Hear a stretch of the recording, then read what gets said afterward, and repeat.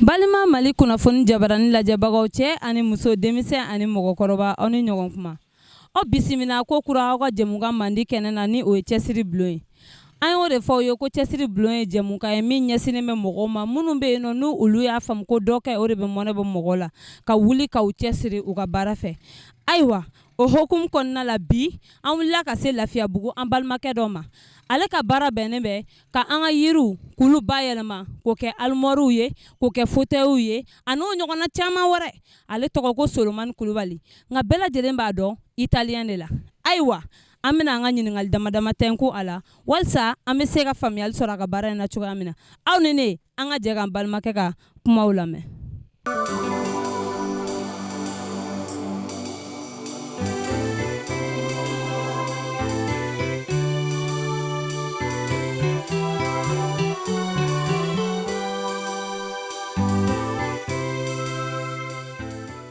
An tile ne fa. Ba ni tile. Somɔgɔw. Tɔɔrɔ se. N balimakɛ Souleymane yala i bɛ se k'a ɲɛfɔ an ɲɛna kun jumɛn de y'a to i ye menuisier yɛrɛ kanu k'a kɛ i ka baara ye? Bon n balimamuso i ka ɲininkali o diyara n ye. Ne ye menuisier kanu mun na ne yɛrɛ wolola k'a sɔrɔ n fa bɛ menuisier la. Olu tun bɛ baara kɛ usine bois de la. Bon ne wolola k'a to baara la an ka so kɔnɔ baara bɛ kɛ an wolola la.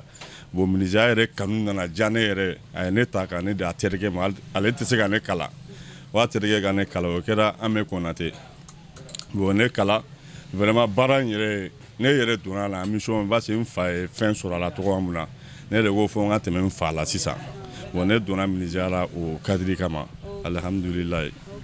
Ne fa an b'a fɛ k'a dɔn yala i ka atelier kɔnɔna la i ni ka parantiw dɔrɔn de bɛ baara kɛ wa walima mɔgɔ wɛrɛw fɛnɛ bɛ i ni minnu bɛ jɛɲɔgɔnya la baara hukumu kɔnɔna la? Bon tiɲɛ yɛrɛ la ne ni n ka parantiw an de ye baara daminɛ mais baara cayara ma sisan an bɛ mɔgɔ dɔw ta contractuel la an bɛ baara dɔ d'olu ma k'olu sara a la. Ya tile kɔnɔ an b'o sara par jour. Bon dɔw bɛ an bɛ olu wele an n'olu bɛɛ bɛ contrat dɔ la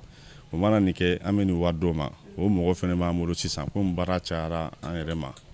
Ok n y'a faamuya. Yala Soul ka atelier in kɔnɔna la aw bɛ baara nasuguya bɛɛ de kɛ i b'a fɔ aw bɛ fauteuils ni dilanw de dilan walima fɛn kelen de bɛ aw kelen bɛ k'aw spécifier min kan? Bon an ka baara kɔnɔna la sisan an bɛ meuble dilan cogoya min na an bɛ fauteuil fɛnɛ dilan ten an b'a bɛɛ de kɛ parce que ne yɛrɛ y'a daminɛ ne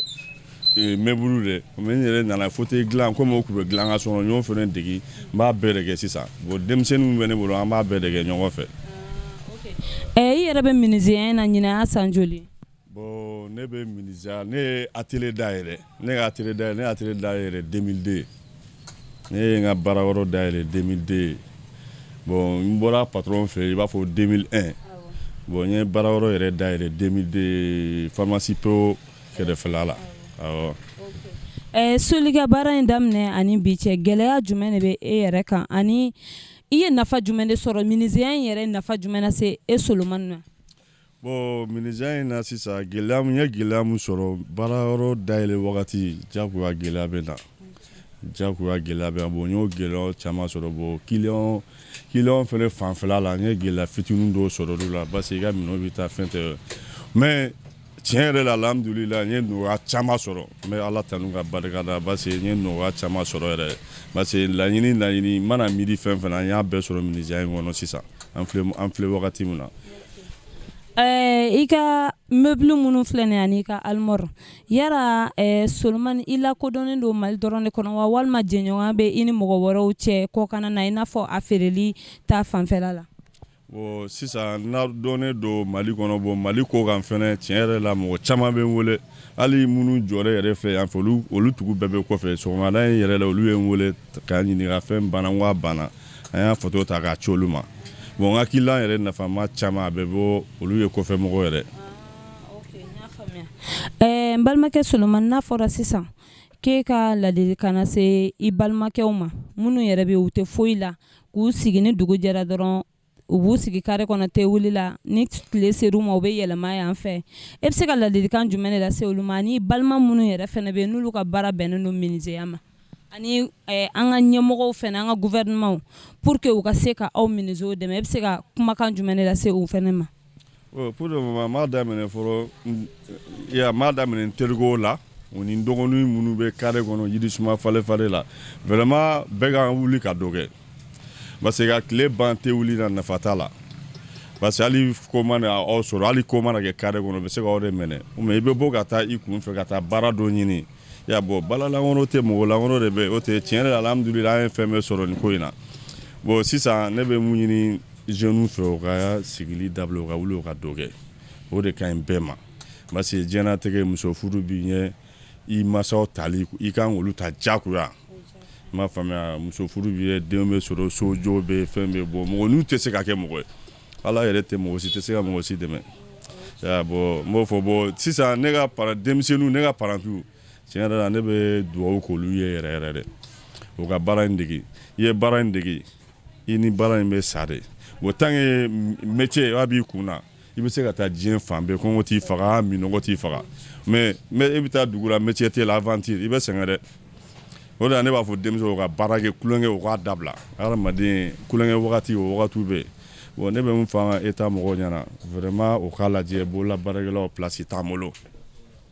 place foyi t'an bolo ka bolola baarakɛlaw o k'a lajɛ minnu bɛ patente sara minnu régulariser don u bɛ mairie taxe sara u bɛ impôt sara o k'a essayer ka place dɔw ɲini ka d'olu ma o tɛ tiɲɛ na an sɛgɛnnen don dɛ i mana taa mɔgɔ fɛn ka so ta i bɛ ka commencer ka dɔɔni sɔrɔ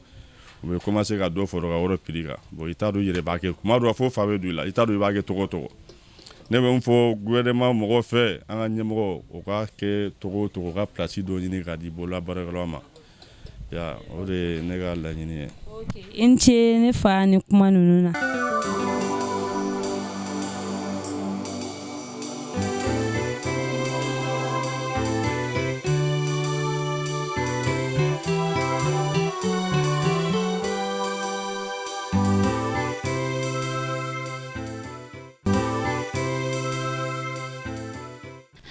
Ayiwa n balima Malikunafoni jabarani lajɛbagaw